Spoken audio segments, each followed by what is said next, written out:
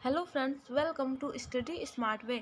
आज आप सभी लोगों के लिए एक मॉडल पेपर लाए हैं, या आप उसको प्रैक्टिस सेट भी कह सकते हैं, जिसमें आपके सभी विषयों का एक मिश्रण दिया गया है। यानी हिंदी, सामान्य ज्ञान और मनोविज्ञान के 10-10 प्रश्न आपको मिलेंगे और आप लोगों को कमेंट बॉक्स में अपने उत्तर ज़रूर देने हैं, जिससे कि आप सभी लोग अपनी योग्यता का मूल्यांकन स्वयं कर सकें कि अगर आपकी भर्ती आ जाती है तो आपने कितना तक अपनी तैयारी कर ली है और कितनी अभी बाकी है।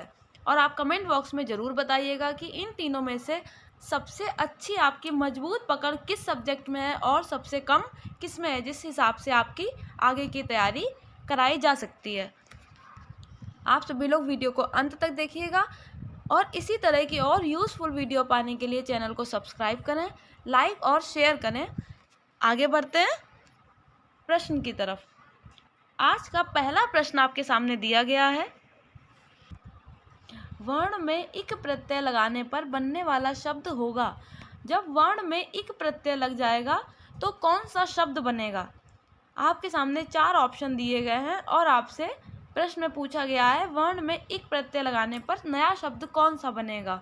वर्णिक, वणिक, वर्णिक या फिर वार्णिक। तो जब वर्ण में इक प्रत्यय लग जाएगा तो वो बनकर वार्णिक हो जाएगा। यहाँ आपका 4th ऑप्शन सही हो जाएगा। आगे बढ़ते हैं अगले प्रश्न की तरफ। अगला प्रश्न है, लेखक शब्द के अंत में कौन सा प्रत्यय लगा हुआ है? लेखक के अंत में यानी कि लास्ट में प्रत्यय पूछा गया है, कौन सा लगा है? का प्रत्यय, इक प्रत्यय, आक प्रत्यय या फिर अक प्रत्यय। बहुत से लोग ये प्रश्न में अंत में पढ़कर का प्रत्यय लगा सकते हैं, लेकिन ये गलत है। जब लेख में अक प्रत्यय लगाया जाएगा तब शब्द तैयार हो जाएगा लेखक। तो यहाँ आप लोग समझ गए होंगे अक प्रत्यय लगकर लेखक शब्द बनता है। तो यहाँ आपका 4th ऑप्शन सही हो जाएगा। यहाँ पर मूल शब्द है लेख और उसमें प्रत्यय लगा है अक, तो इन दोनों को मिलाकर बन जाता है लेखक। तो यहाँ आपका 4th ऑप्शन सही हो जाएगा। आगे बढ़ते हैं अगले प्रश्न की तरफ। अगला प्रश्न है, कौन सा शब्द इन प्रत्यय के योग से नहीं बना है? इन प्रत्यय के योग से कौन सा शब्द नहीं बना है? मनोहारिन, नमकीन, युगीन या फिर ग्रामीण। तो जहाँ पर इन प्रत्यय से जो शब्द नहीं बना है वो कौन सा हो सकता है? तो चलिए देख लेते हैं। नमक में जब इन प्रत्यय लग जाएगा तब बन जाएगा नमकीन। युग में जब इन प्रत्यय लगेगा तब बन जाएगा युगीन। और ग्रामीण बनेगा, ग्राम में इन प्रत्यय लगने के बाद बनेगा ग्रामीण। तो ये जो मनोहारिन है इसमें इन प्रत्यय का प्रयोग नहीं किया गया है। यहाँ आपका 1st ऑप्शन सही हो जाएगा। आप लोग देख सकते हैं इन सभी में बड़ी ई की मात्रा है, जबकि मनोहारिन में छोटी ई की मात्रा है। तो यहाँ से भी आप पता लगा सकते हैं कि इन प्रत्यय में बड़ी ई की मात्रा का प्रयोग होगा, इसलिए मनोहारिन जो है ये इन प्रत्यय के योग से नहीं बना है। आगे बढ़ते हैं अगले प्रश्न की तरफ।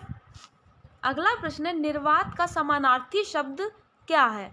निर्वात का भ्रम, विवाद रहित, बिना हवा वाला या फिर बुराई। तो निर्वात का जो समानार्थी शब्द होता है वो है बिना हवा वाला। ये आपका 3rd ऑप्शन सही हो जाएगा। आप सभी लोगों ने साइंस में प्रश्न देखे होंगे कि निर्वात में जब कोई चीज़ फेंकी जाती है या उछाली जाती है, इस तरह के प्रश्न आप लोगों ने देखे होंगे। तो वहाँ निर्वात से अर्थ होता है बिना हवा के। तो ये आपका 3rd ऑप्शन सही हो जाएगा। आगे बढ़ते हैं अगले प्रश्न की तरफ। अगला प्रश्न है, उन्मूलन का विपरीतार्थक होगा। उन्मूलन का विपरीतार्थक शब्द विलोम शब्द क्या होगा?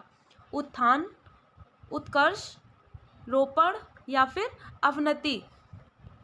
तो यहाँ उन्मूलन का विलोम शब्द हो जाएगा रोपण। ये आपका 3rd ऑप्शन सही हो जाएगा। रोपण मीन्स होता है किसी चीज़ को रोपित करना या फिर लगाना, और उन्मूलन का होता है उखाड़ देना। तो ये आपका 3rd ऑप्शन यहाँ सही हो जाएगा। आगे बढ़ते हैं अगले प्रश्न की तरफ। अगला प्रश्न है, लाघव शब्द का विपरीतार्थक शब्द क्या है? लाघव का विपरीतार्थक विस्तार, संक्षेप, लंबा या फिर दीर्घकालीन। तो लाघव का अर्थ होता है छोटा।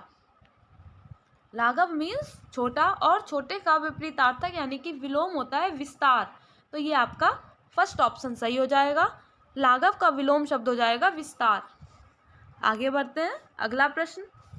अगला प्रश्न है कर्षण का विलोम चुनिए। कर्षण का विलोम क्या होगा?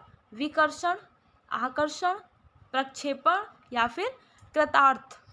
तो कर्षण का विलोम हो जाएगा विकर्षण। ये आपका फर्स्ट ऑप्शन सही हो जाएगा। यहाँ पर कर्षण का विलोम है विकर्षण। आगे बढ़ते हैं अगले प्रश्न की तरफ। अगला प्रश्न है वाक्यांश के लिए एक शब्द पूछा गया है, तो कहा गया है जो वाणी के द्वारा व्यक्त ना किया जा सके। वाक्यांश के लिए एक शब्द आपको चुनना है। आपके सामने 4 ऑप्शन दिए गए हैं और आपसे पूछा गया जो वाणी के द्वारा व्यक्त ना किया जा सके उसको क्या कहते हैं? आत्म साक्षात्कार, स्वानुभूति, अनिर्वचनीय या फिर रहस्य। तो जो वाणी के द्वारा व्यक्त नहीं किया जा सकता है उसको कहते हैं अनिर्वचनीय। ये आपका थर्ड ऑप्शन सही हो जाएगा। आगे बढ़ते हैं अगले प्रश्न की तरफ। अगला प्रश्न है वाक्यांश के लिए कौन सा शब्द अशुद्ध है? यहाँ आपसे कहा गया है अशुद्ध शब्द कौन सा है। चलिए देखते हैं। क्षण में या शीघ्र टूटने वाला, खंडहर, जिसकी आशा न की गई हो, अप्रत्याशित, जिसे जाना न जा सके, अज्ञेय, दोपहर के पहले का समय, पूर्वाह्न। तो यहाँ कहा गया है कौन सा शब्द अशुद्ध है यानी कि गलत है। जिसकी आशा न की गई हो वो अप्रत्याशित होती है तो सही है। जिसे जाना ना जा सके उसे अज्ञेय कहते हैं। जो जिसे जाना जा सके उसे कहते हैं ज्ञेय और जिसे जाना ना जा सके उसे कहते हैं अज्ञेय। दोपहर के पहले का समय, दोपहर के जो पहले का समय होता है वो होता है पूर्वाह्न। और क्षण में या शीघ्र टूटने वाले को खंडहर नहीं कहते हैं, इसको कहते हैं क्षणभंगुर। क्षणभंगुर कहते हैं। तो यहाँ आपका ये फर्स्ट ऑप्शन सही हो जाएगा। यहाँ पर आपका फर्स्ट ऑप्शन जो था वो अशुद्ध था। क्षण में या शीघ्र टूटने वाले को खंडहर न कहकर क्षणभंगुर कहा जाता है। आगे बढ़ते हैं अगला प्रश्न है निस्पृह का अर्थ। निस्पृह का अर्थ क्या होता है? जो स्पर्श रहित हो, जो इच्छा रहित हो, जो प्रेम रहित हो या फिर जो प्रेरणावान हो। तो यहाँ पर आपका निस्पृह का अर्थ हो जाएगा जो स्पर्श रहित हो यानी कि जिसे छुआ ना जा सके। ये आपका फर्स्ट ऑप्शन सही हो जाएगा। आगे बढ़ते हैं। यहाँ आपके हिंदी का सेट समाप्त होता है। अब आता है सामान्य ज्ञान का। आप लोगों ने हिंदी में बताइएगा कि आपने हिंदी में 10 में से कितने तक आंसर सही किए हैं और आपकी कितनी तैयारी सही हो रही है। उस हिसाब से आपकी आगे की तैयारी कराई जाएगी। सामान्य ज्ञान का पहला प्रश्न आपके सामने दिया गया है। किस प्रकार की बाजार व्यवस्था में बाजार अथवा उद्योग पर कुछ ही विक्रेताओं का वर्चस्व होता है? आपके सामने 4 ऑप्शन दिए गए हैं और आपसे कहा गया है किस प्रकार की बाजार व्यवस्था में कुछ ही विक्रेता यानी कि कुछ जैसे थोड़े विक्रेताओं का वर्चस्व होता है। पूर्ण स्पर्धा में, एकाधिकारी में, अल्पाधिकारी में या फिर एकाधिकार पूर्ण में। तो यहाँ आपका थर्ड ऑप्शन सही हो जाएगा। अल्पाधिकार होता है जो इसमें इस बाजार में वस्तु के थोड़े विक्रेता होते हैं यानी कि 3, 4, 5, उसे अल्पाधिकार बाजार कहा जाता है जहाँ पर कुछ विक्रेताओं का वर्चस्व होता है। अल्पाधिकार बाजार में कीमत निर्धारण भी द्विविक्रेताधिकार की ही तरह होता है। इस तरह के बाजार के आपको कुछ उदाहरण बता देते हैं जैसे कि सीमेंट, पेट्रोल, ये सभी अल्पाधिकार के अंतर्गत आ जाते हैं। आगे बढ़ते हैं अगले प्रश्न की तरफ। अगला प्रश्न है निम्नलिखित में से कौन सा भारत में मौद्रिक नीति का घटक नहीं है? मौद्रिक नीति का घटक नहीं है। रेपो रेट, नैतिक उत्तेजना, क्रेडिट संभाजन या फिर सार्वजनिक ऋण। तो जो भारत में मौद्रिक नीति का घटक नहीं है वो है सार्वजनिक ऋण। यहाँ आपका फोर्थ ऑप्शन सही हो जाएगा। अब आपको बता देते हैं कि मौद्रिक नीति है क्या। इसको आप लोग नोट कर लीजिए, अपनी कॉपी और पेन लेकर बैठिएगा जिससे कि आपके जो भी पॉइंट्स बताए जाते हैं प्रश्न के अलावा उनको नोट करते चलें। इससे कि आपको कई तरह के फ़ायदे होंगे। जिनके पास पढ़ने का समय कम होता है, जो लोग सरकारी नौकरी चाहते हैं लेकिन जो प्राइवेट में नौकरी कर रहे हैं, उनके पास समय की अधिकता नहीं होती है, इसलिए उनको पढ़ने के लिए बहुत कम समय मिलता है। तो वो ये वीडियो देख सकते हैं और अपना कॉपी पेन लेकर बैठिएगा, जिससे कि आपको जो पॉइंट्स नोट कराए जाते हैं अलग से, उनको नोट करते चलें और उनका रिवीजन करते चलें। इससे आपकी कम समय में ज़्यादा से ज़्यादा तैयारी हो जाएगी। अब देखते हैं मौद्रिक नीति क्या है। तो मौद्रिक नीति जो है वो जिस नीति के अनुसार किसी देश का मुद्रा प्राधिकरण या मुद्रा की आपूर्ति का नियमन होता है, वह मौद्रिक नीति कहलाती है। तो आप लोग समझ गए होंगे, मुद्रा की आपूर्ति का जो नियमन होता है वह मौद्रिक नीति है, और इसका प्रमुख उद्देश्य जो होता है वह राज्य का आर्थिक विकास और आर्थिक स्थायित्व सुनिश्चित करना होता है। और जो सार्वजनिक ऋण होता है यह मौद्रिक नीति का घटक नहीं है। आगे बढ़ते हैं अगले प्रश्न की तरफ। अगला प्रश्न है, निम्नलिखित में से कौन हमारे देश के दोनों में से किसी भी सदन का सदस्य नहीं होता है। आपके सामने 4 ऑप्शन दिए गए हैं और आपसे पूछा गया है इनमें से कौन सा देश के किसी भी सदन का सदस्य नहीं होता है। बहुत ही ज़्यादा इम्पोर्टेंट प्रश्न है ये। प्रधानमंत्री, वित्त मंत्री, राष्ट्रपति या फिर रेलवे मंत्री। तो यहाँ पर आपका थर्ड ऑप्शन जो है वो सही हो जाएगा। राष्ट्रपति किसी भी सदन का सदस्य नहीं होता है। अब आपको बता देते हैं कि इसका रीज़न क्या है कि राष्ट्रपति देश के किसी भी सदन का सदस्य नहीं है। तो इसका प्रमुख रीज़न ये है कि जो भारतीय संविधान है उस पर ब्रिटेन के संविधान का बहुत ही ज़्यादा प्रभाव है, और ब्रिटेन के संविधान का अनुकरण करते हुए भारत में संविधान के द्वारा संसदीय शासन की व्यवस्था की गई है। संसदीय शासन की जो व्यवस्था की गई है वो ब्रिटेन के संविधान के अनुसार की गई है, और ब्रिटेन में जो शासन का प्रमुख होता है वो वहाँ का साम्राज्ञी होती है। और ठीक उसी तरह भारत में भी जो राज्य का प्रमुख होता है, राज्य का प्रमुख यानी कि राष्ट्रपति होता है, इसलिए राष्ट्रपति किसी भी सदन का सदस्य नहीं होता है। यही वजह है कि भारत को प्रजातांत्रिक गणतंत्र भी कहा जाता है। तो यहाँ आपका थर्ड ऑप्शन सही हो जाएगा। आगे बढ़ते हैं अगले प्रश्न की तरफ। अगला प्रश्न है, भारतीय संविधान के किस अनुच्छेद में आपातकाल का प्रावधान है। अनुच्छेद 350, अनुच्छेद 352, अनुच्छेद 312 या फिर अनुच्छेद 280। तो आपातकाल का प्रावधान जिस अनुच्छेद में है वो है अनुच्छेद 352। यहाँ आपका सेकेंड ऑप्शन सही हो जाएगा। अनुच्छेद 352 के अनुसार अगर राष्ट्रपति को यह विश्वास हो कि देश अथवा देश के किसी भाग की सुरक्षा या शांति, युद्ध, बाहरी आक्रमण या सशस्त्र है, तो वह आपातकाल की घोषणा कर देश का शासन अपने हाथ में ले सकता है। यानी कि जो देश का शासन है वो अनुच्छेद 352 के अंतर्गत राष्ट्रपति अपने अधिकार में ले सकता है, अगर उसको आपको जो अभी बताया देश की सुरक्षा या देश के किसी भाग की सुरक्षा या शांति, युद्ध, इस तरह का आभास होता है तो वो आपातकाल की घोषणा कर सकता है। तो यहाँ आपका सेकेंड ऑप्शन सही हो जाएगा। संविधान के अनुच्छेद 352 के अंतर्गत आपातकाल यानी कि इमरजेंसी का प्रावधान दिया गया है। आगे बढ़ते हैं अगला प्रश्न। अगला प्रश्न है, बारडोली सत्याग्रह आंदोलन का नेतृत्व किसने किया था। बारडोली आंदोलन का नेतृत्व किसने किया था। महात्मा गांधी, रविंद्रनाथ टैगोर, सरदार वल्लभ भाई पटेल या फिर चित्तरंजन दास। तो बारडोली सत्याग्रह जो था उसका नेतृत्व किया था सरदार वल्लभ भाई पटेल ने। यहाँ आपका थर्ड ऑप्शन सही हो जाएगा। भारतीय स्वाधीनता संग्राम के दौरान 1928 में यह आंदोलन स्टार्ट हुआ था गुजरात से। कब हुआ था? 1928 में गुजरात से यह आंदोलन स्टार्ट हुआ था और इसका नेतृत्व किया था सरदार वल्लभ भाई पटेल ने। और यह क्या था? तो यह एक किसान आंदोलन था। उस समय जो किसान लोग थे उन पर टैक्स की कीमत बढ़ा दी गई थी, इसी वजह से उस टैक्स की कीमत को कम करने के लिए यह आंदोलन किया गया था। यह एक किसान आंदोलन था जिसका नेतृत्व सरदार वल्लभ भाई पटेल ने किया था और यह आंदोलन 1928 में गुजरात से आरंभ हुआ था। आगे बढ़ते हैं अगले प्रश्न की तरफ। अगला प्रश्न है, भारतीय उपद्रव का पिता किन्हें कहा जाता है। अनंत सिंह, बाल गंगाधर तिलक, भगत सिंह या फिर दादा भाई नौरोजी।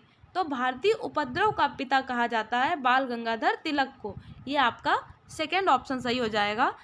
इन्होंने इंडियन होम रूल लीग की स्थापना की थी। बाल गंगाधर तिलक ने 1916 में एक लीग की स्थापना की थी, Indian home rule league.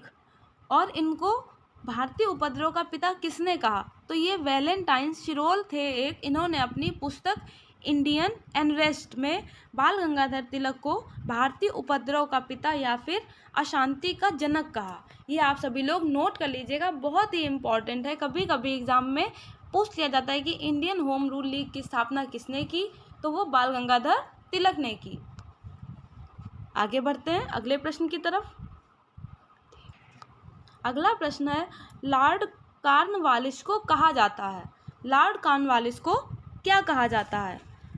Bengal का लॉर्ड कॉर्नवालिस को किस लिए जाना जाता है? यहाँ आपके प्रश्न में कुछ गलती हो गई है, जिसको कि आपको सही करके बता दिया जाएगा। तो यहाँ प्रश्न है, लॉर्ड कॉर्नवालिस को किसके लिए जाना जाता है? बंगाल की स्थायी राजस्व व्यवस्था के लिए, जाति व्यवस्था पर प्रहार के लिए, संयुक्त राज्य की भू राजस्व व्यवस्था के लिए, या फिर मद्रास की रैयतवाड़ी व्यवस्था के लिए। तो लॉर्ड कॉर्नवालिस को बंगाल का स्थायी राजस्व व्यवस्था के लिए जाना जाता है। यहाँ आपका फर्स्ट ऑप्शन सही हो जाएगा। लॉर्ड कॉर्नवालिस जो थे ये विलियम प्रेसिडेंटी के गवर्नर जनरल थे और इन्हें बंगाल का गवर्नर जनरल स्वीकार किया गया था। इन्होंने 1793 ईस्वी में बंगाल में स्थायी बंदोबस्त के रूप में एक नई राजस्व पद्धति की शुरुआत की थी। इनको भारतीय सिविल सेवा का जनक भी जाना जाता है। ये एक इम्पॉर्टेंट प्रश्न है, ये आप सभी लोग जरूर नोट कर लें कि भारतीय सिविल सेवा का जनक किसको माना जाता है, तो वो लॉर्ड कॉर्नवालिस को। आगे बढ़ते हैं अगले प्रश्न की तरफ। अगला प्रश्न आपके सामने दिया गया है। अगला प्रश्न है, 49वीं समांतर रेखा किन दो देशों के मध्य की सीमा रेखा है?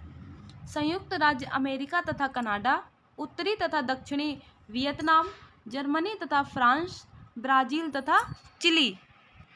यहाँ आपका फर्स्ट ऑप्शन सही हो जाएगा। 49वीं समांतर रेखा जो है वो संयुक्त राज्य अमेरिका और कनाडा देशों के मध्य की सीमा रेखा है। अगले प्रश्न की तरफ। अगला प्रश्न है, ला नीना प्रशांत महासागर पर किस प्रकार से प्रभाव डालती है? आपके सामने ऑप्शन दिए गए हैं। महासागर का खारापन कम कर देता है, जल का तापमान कम कर देता है, जल के तापमान को स्थिर कर देता है, या फिर महासागर का खारापन बढ़ा देता है। तो ला नीना जो है यह एक प्रतिसागरीय धारा है। पहले जान लेते हैं ये क्या है। तो यह एक प्रतिसागरीय धारा है और यह महासागर पर किस तरह से प्रभाव डालती है, तो यह जल के तापमान को कम कर देती है। यहाँ आपका सेकेंड ऑप्शन सही हो जाएगा। पश्चिमी प्रशांत महासागर में यह उस समय होता है जब पूर्वी प्रशांत महासागर में एल नीनो का प्रभाव समाप्त हो जाता है। ला नीना का स्पेनिश भाषा में अर्थ है छोटी बच्ची। इसका अर्थ होता है स्पेनिश भाषा में छोटी बच्ची, और यह प्रशांत महासागर के जल के तापमान को कम कर देती है। आगे बढ़ते हैं अगले प्रश्न की तरफ। अगला प्रश्न है, पौधे के किस भाग से दालचीनी प्राप्त होती है? तना, छाल, जड़ या फिर फल? तो यहाँ आपका सेकेंड ऑप्शन सही हो जाएगा। दालचीनी जो होती है छाल से प्राप्त होती है। यह एक छोटा सदाबहार का पेड़ होता है जो 10 से 15 मीटर तक ऊंचा होता है। 10 से 15 मीटर तक इसकी ऊंचाई होती है और इसकी छाल जो होती है वो मसाले की तरह प्रयोग की जाती है। इसमें खुशबू आती है। आप सभी लोगों ने अभी कोविड में दालचीनी काफ़ी ज़्यादा सुनी होगी। इसका काढ़ा बनाने के लिए भी इसका प्रयोग किया जाता है और यह एक गरम मसाले की श्रेणी में रखा जाता है। तो यहाँ आपका सेकेंड ऑप्शन सही हो जाएगा। दालचीनी पौधे की छाल से प्राप्त होती है। यहाँ आपका सामान्य ज्ञान का सेट समाप्त होता है। अब आपका मनोविज्ञान की तरफ आगे बढ़ते हैं। मनोविज्ञान का पहला प्रश्न आपके सामने दिया गया है। पियाजे के ज्ञानात्मक विकास की प्रथम अवस्था विजय पाने से संबंधित है।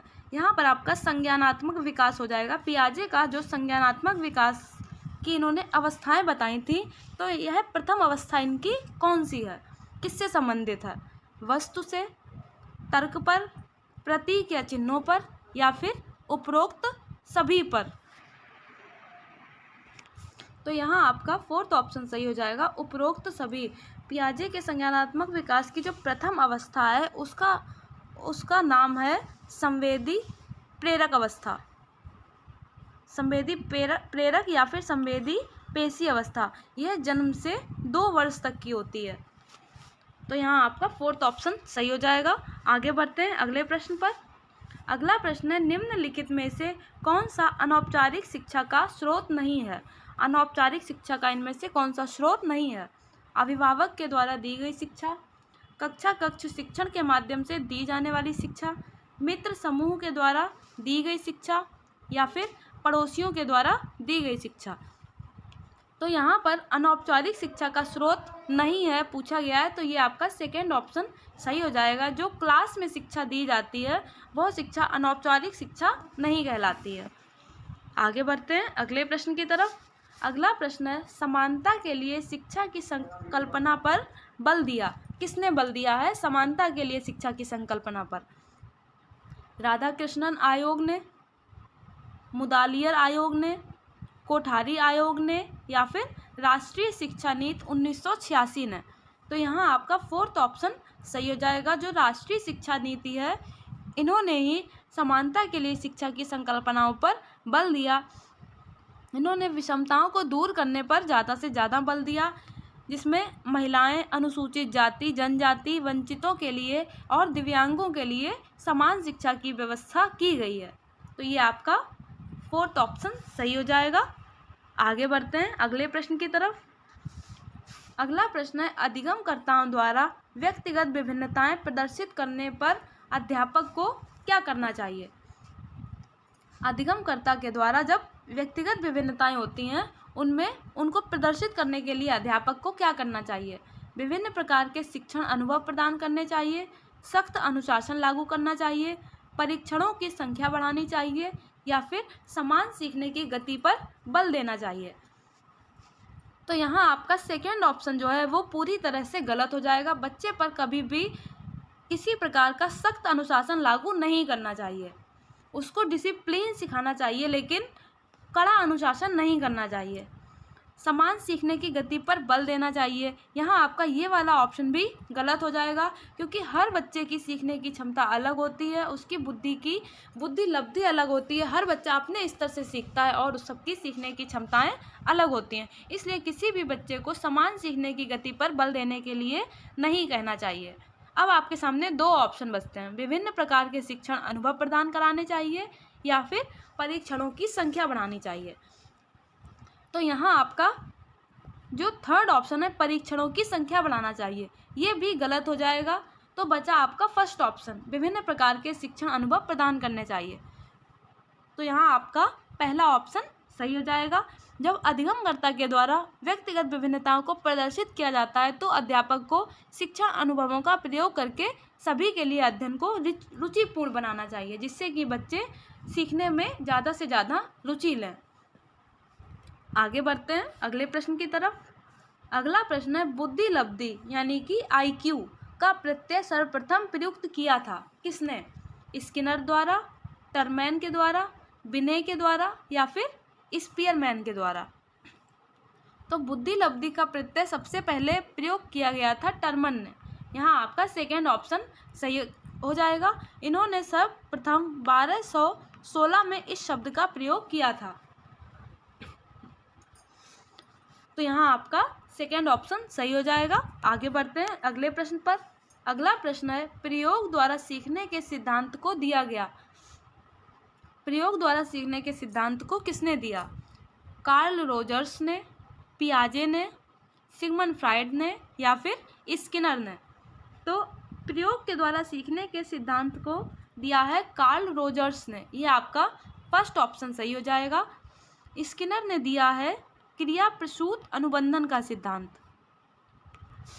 सिगमंड फ्राइड ने दिया है मनोविश्लेषणवाद का सिद्धांत, और पियाजे ने दिया है संज्ञानात्मक विकास का सिद्धांत। तो यहाँ आपके सभी सिद्धांतों को लिख दिया गया है, पियाजे के द्वारा कौन सा है, सिगमंड फ्राइड के द्वारा कौन सा है और स्किनर के द्वारा कौन सा है। तो इन सभी को आप लोग नोट कर लीजिएगा, बहुत ही ज़्यादा इम्पॉर्टेंट है। इससे आपके 2 से 3 नंबर का प्रश्न जरूर पूछा जाता है मनोविज्ञान में कि कौन सा सिद्धांत किसके द्वारा दिया गया। आगे बढ़ते हैं अगले प्रश्न की तरफ। अगला प्रश्न है, विद्यालयी शिक्षा की गुणवत्ता अत्यधिक निर्भर करती है किस पर? आधारभूत सुविधाओं पर, वित्तीय प्रावधानों पर, अंतर्राष्ट्रीय सहयोग पर या फिर अध्यापक शिक्षा की गुणवत्ता पर। तो विद्यालयी शिक्षा की जो गुणवत्ता होती है वो किस पर सबसे ज़्यादा निर्भर करती है? तो यहाँ आपका 4th ऑप्शन सही हो जाएगा, अध्यापक शिक्षा की गुणवत्ता पर। विद्यालयी शिक्षा में सबसे पहले जब अभिभावक अपने बच्चे का एडमिशन कराने के लिए जाता है तो सबसे पहले वो यही देखता है कि यहाँ पर पढ़ाई की स्थिति क्या है, यानी कि किस तरह से पढ़ाया जाता है और बच्चा पढ़ने में कितनी ज़्यादा रुचि लेता है। तो यहाँ पर अध्यापक शिक्षा की गुणवत्ता पर सबसे ज़्यादा निर्भर करती है। विद्यालयी शिक्षा का सीधा प्रभाव शिक्षण पद्धतियों पर पड़ता है। तो यहाँ आपका 4th ऑप्शन सही हो जाएगा। आगे बढ़ते हैं अगले प्रश्न की तरफ। अगला प्रश्न है, गैने के अनुसार सर्वोच्च अधिगम परिस्थिति है? सिद्धांत अधिगम परिस्थिति, समस्या समाधान अधिगम परिस्थिति, चिन्ह या फिर सिग्नल अधिगम परिस्थिति और उपरोक्त में से कोई नहीं। तो गैने के अनुसार है समस्या समाधान अधिगम परिस्थिति, यानी कि 2nd ऑप्शन सही हो जाएगा। अधिगम के अनुसार, गैने के अनुसार गैने ने बताया था कि समस्या समाधान अधिगम के द्वारा बच्चा सबसे ज़्यादा सीखता है, क्योंकि उसको जिज्ञासा होती है, बच्चा जिज्ञासु प्रवृत्ति का होता है और जब वो समस्या समाधान करना सीख जाता है तो उसमें और भी ज़्यादा इंटरेस्ट लेता है। इसलिए सर्वोच्च अधिगम परिस्थिति जो है वो समस्या समाधान की है। आगे बढ़ते हैं अगले प्रश्न की तरफ। अगला प्रश्न है, अभिप्रेरणा सीखने का राजमार्ग है। यह कथन किसका है? थॉमसन का, गुड का, स्किनर का या फिर बर्नार्ड का? तो गुड ने कहा था अभिप्रेरणा जो होती है वो सीखने का राजमार्ग है। प्रेरणा कार्य को प्रारंभ करने और जारी रखने, नियमित करने की प्रक्रिया है। तो यहाँ आपका 2nd ऑप्शन सही हो जाएगा। आगे बढ़ते हैं अगले प्रश्न की तरफ। अगला प्रश्न है, विपरीत करने की योग्यता पियाजे के संज्ञानात्मक विकास के आधार पर किस अवस्था का गुण नहीं है? इंद्रिय जनित गामक अवस्था, पूर्व संक्रियात्मक अवस्था, मूर्त संक्रियात्मक अवस्था या फिर अमूर्त संक्रियात्मक अवस्था। तो पियाजे के संज्ञानात्मक विकास के आधार पर विपरीत करने की योग्यता किस अवस्था का गुण नहीं है? तो यहाँ आपका 2nd ऑप्शन सही हो जाएगा। जो पूर्व संक्रियात्मक अवस्था होती है ये इसमें बालक की आयु 2 से 7 वर्ष तक की होती है। इसमें बच्चा अपने माता पिता के अनुकूल ही कार्य करता है, यानी कि माता पिता का अनुकरण करता है। जिस तरह का माता पिता बताते हैं या आसपास का जो वातावरण होता है उन्हीं के हिसाब से इस अवस्था में बच्चा कार्य करता है 2 से 7 वर्ष में। तो यहाँ आपका 2nd ऑप्शन सही हो जाएगा। आज के प्रश्नों की श्रृंखला आपकी यहाँ समाप्त होती है। अगर आप लोगों को वीडियो पसंद आई हो तो इसको लाइक करें, ज़्यादा से ज़्यादा शेयर करें और चैनल को सब्सक्राइब करना बिल्कुल भी ना भूलें। Thank you. जय हिंद, जय भारत।